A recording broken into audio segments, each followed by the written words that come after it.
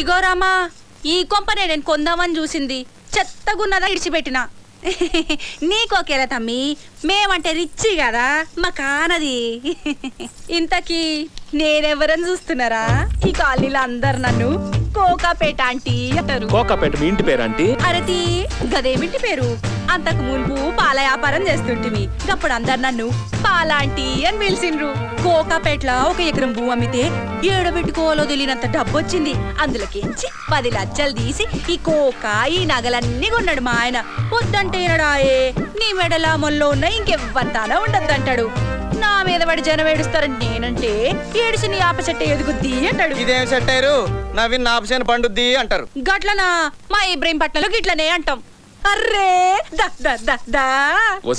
అరే నువ్వు ఉండు తమ్మి, నీ కథ అంతా నాకెరికెళ్ళే. లవ్వింగ్ మ్యారేజ్ అంట కదా, ఈ వారం ఎగ్గిరి దిగే లోపల లైన్